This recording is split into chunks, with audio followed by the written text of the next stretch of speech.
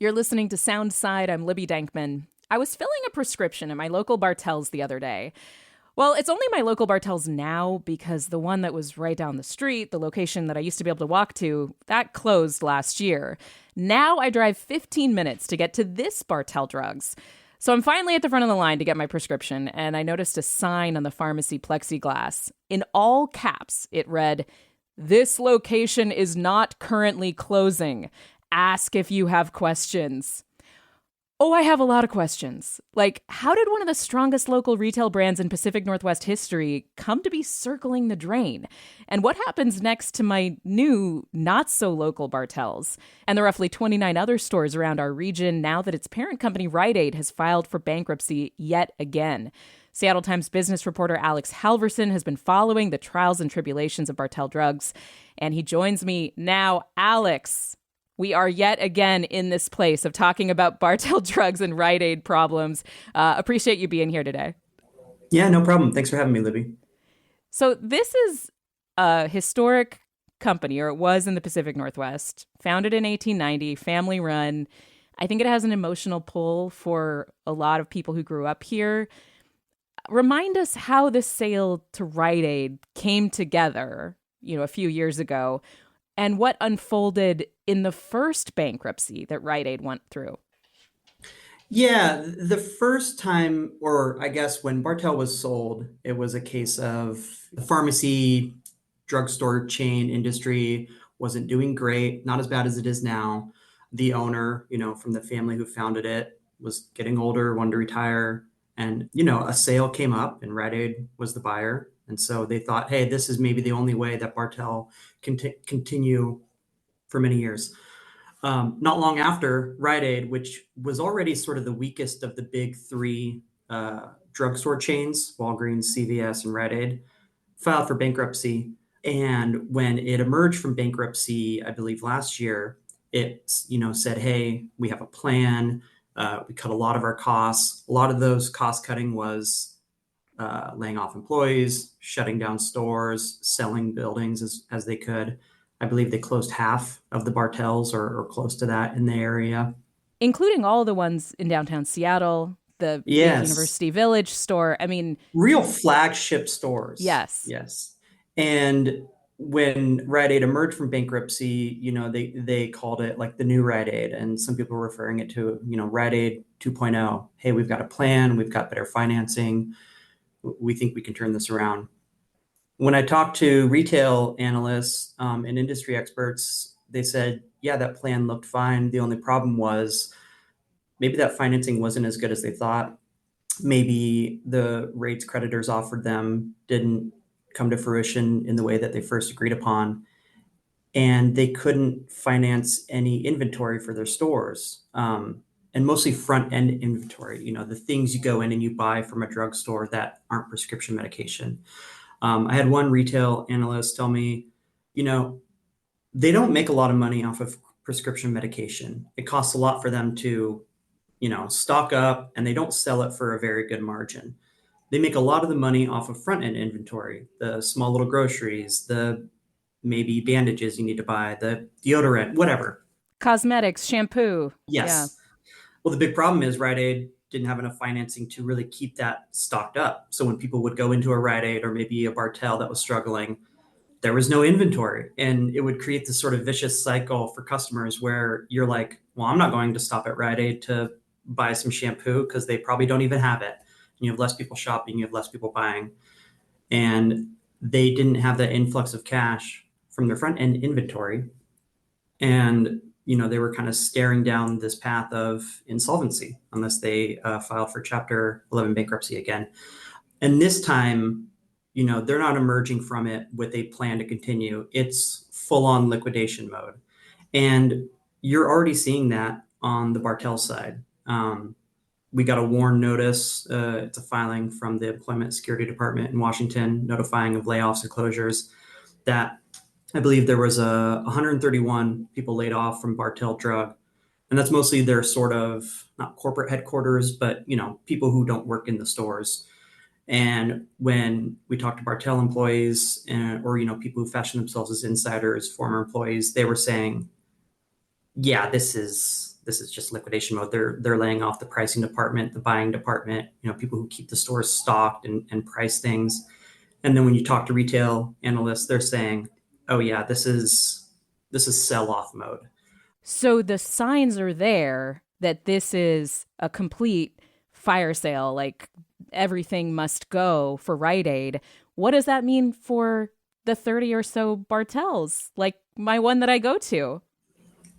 You never I know ask with what's a going to lot of fear happen. in my voice. Yes. You never know what's going to happen. It's very possible, in fact, probable that it will close.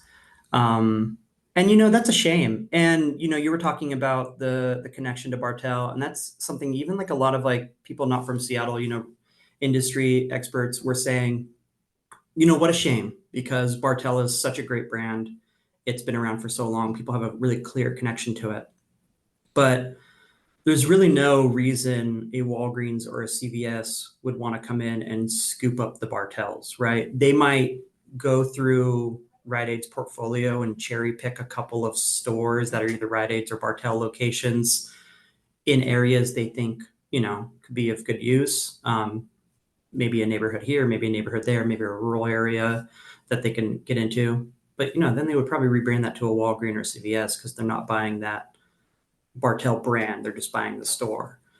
And so unless somebody comes to the sort of rescue of either Rite Aid or Bartell as intellectual property, the brand name, there's just nothing really keeping Bartell around once this whole bankruptcy auction process is completed.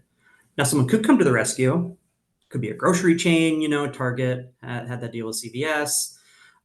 Amazon has money to burn. If they had the stomach for it, they could pick up that brand and fold it into their burgeoning pharmacy business.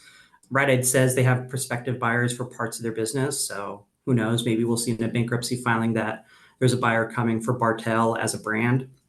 But as of right now, there's a very good chance if you have a Bartell near you, once this is all over, it'll probably either close or get bought by a Walgreens or CVS and turn into a Walgreens or CVS. What happens to all that retail space, Alex? I mean, the one up the street from me that I used to be able to walk to, that Bartell's that closed, there are no activities around that building. I mean, this is just a big empty Bartell husk at this point. I mean, we only have so many Spirit Halloween stores that can open for like, I don't know, increasing number of months out of the year. I don't know how many costumes people need. I mean, these are big footprints. What happens to them? Well, retail real estate trends right now sort of show that it's not going to be a pharmacy that moves in. Now, there's a very good chance it doesn't stay vacant for very long. There are companies like Barnes and Noble is on a big expansion push right now. H Mart is on a big one. So, who knows? Maybe it turns into an H Mart or some, sort of similar retail company that has figured out their real estate portfolio. The big problem there is, and I was talking to somebody with a real estate company, CoStar, is that for a while, some of these big stores like a Bed Bath & Beyond or, a Big Lots or whatever, when they'd come onto the market, they would get filled up pretty quickly. Well, if we have a huge wave of pharmacies, big and small, coming onto the market, that's just going to flood it, and there's not enough Barnes and Nobles to go around. So there's a pretty good chance those stay either vacant or, turn into something that's not a pharmacy. I mean, Rite Aid and Bartell's, they're not the only chains in trouble. You talked about the big three. Walgreens and CVS are also planning significant store closures. Yeah. What's at the core of the struggles for this industry? Consumer habits, right? I mean, people have really changed the way they shop. Like I said earlier, these chains really depended on front-end inventory, people going in and buying either daily essentials, novelty items, cheap goods. A lot of people get those from Amazon now or Target or Walmart. So that sign in my local Bartell's where they said, this location not currently closing, the currently is doing a lot of work in that sentence. Huge emphasis on currently. And, to Rite Aid's credit, they secured a lot of financing to keep the stores open and keep people employed while they go through the auction process. So in a perfect world, Rite Aid keeps the stores open, people have jobs, people can get their prescriptions filled. All the stores get bought up by either grocery chains or an outside company or even drugstore chains, and business, continues as normal. That's like the perfect scenario, right? Um, there's just a very good chance that doesn't happen quite like that. Maybe it's a mixture of closures and sales. So uh, you could get lucky and your store could get bought and turned into a Walgreens, or they keep the Bartell name and you still have your store. But there's a very good chance that currently is a really important word. Alex Halverson is a business reporter for the Seattle Times. Always appreciate it, Alex. Thank you. Yeah, no problem. Thanks. You're listening to Soundside. I'm Libby Dankman. This continued hemorrhaging of retail pharmacy stores will likely be felt most acutely in low-income neighborhoods. A 2022 University of Washington study already put the number of Washingtonians with low access to pharmacies at 1.2 million.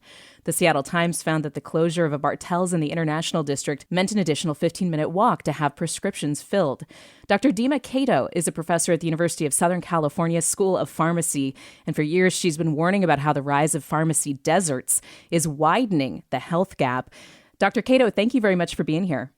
Thank you for having me. What's the impact health-wise on a neighborhood that loses its pharmacy? When we've looked at this empirically, we found a few things. One, that those neighborhoods are more likely to become worsening pharmacy deserts, where people have to travel even further to get to their nearest pharmacy to fill their medications.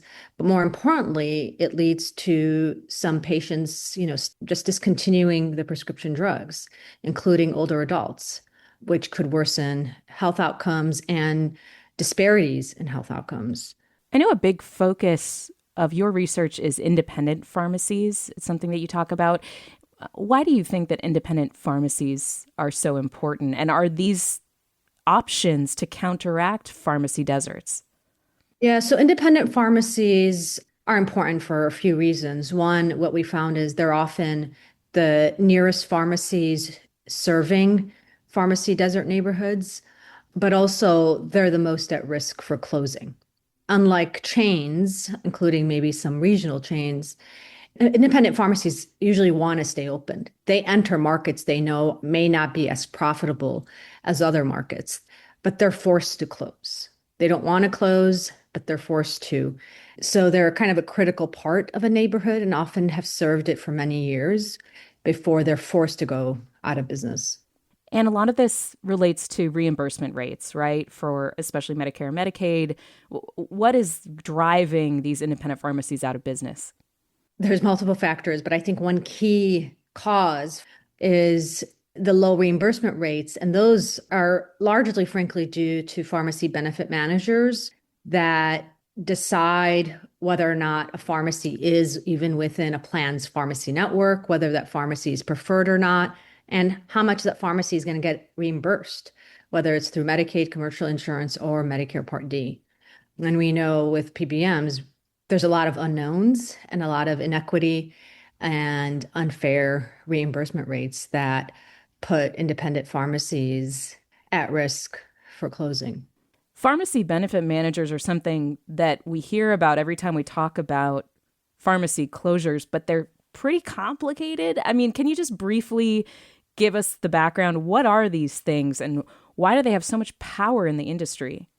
So, I think in simple terms, they determine for a patient that has a certain health insurance plan, they kind of work with that plan to determine what drugs a patient could fill, what's on a formulary, and what tier those drugs are on the formulary, so what the copay is. Then they also determine where patients with that insurance, with a specific insurance plan, can go to fill their medication. So what we call and refer to as pharmacy networks, they design them. And so some pharmacies are in-network, others are out. And even within in-network pharmacies, PBMs determine which pharmacies are preferred. And if a pharmacy is preferred, it encourages a patient in a certain plan to go fill their medications there because the copay is less. But how much a pharmacy is reimbursed varies. And for non-preferred pharmacies, patients are not encouraged to go because the copay is higher, right? So if a pharmacy is not preferred, which what we found Many independent pharmacies are kind of not preferred. There's less patients going to that pharmacy. So that adds up. Fewer prescriptions being reimbursed, however low that reimbursement rate is. The net profit is not sustainable. PBMs basically have the power to choke off independent pharmacies. Right. They do.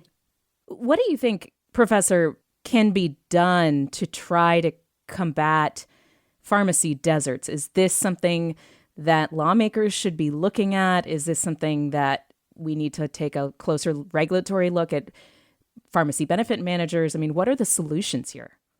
Yeah, I think there's solutions across different policy levers. I think at the federal level, we need to ensure that pharmacies, especially those serving pharmacy desert neighborhoods, aren't excluded from networks if we're going to keep networks, and that those pharmacies are reimbursed fairly, if not more, than other pharmacies that have higher volume, more patients. I think similar policies could be implemented at the state level. There's some states that have rolled out critical access pharmacy programs. I think Washington State is in the process of developing something similar where, pharmacies at risk for closing located in pharmacy deserts, or I think they're using the medically underserved area definition, are kind of paid more for dispensing drugs for Medicaid. And I think regulating PBMs and more transparent policies around them are critical as well.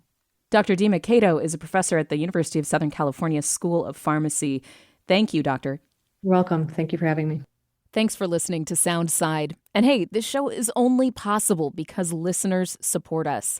If you are able to give right now, check out the show notes for a link to donate. And don't forget, you can listen live on KUOW 94.9 FM Seattle at noon and 8 p.m., Monday through Thursday, or anytime online at KUOW.org.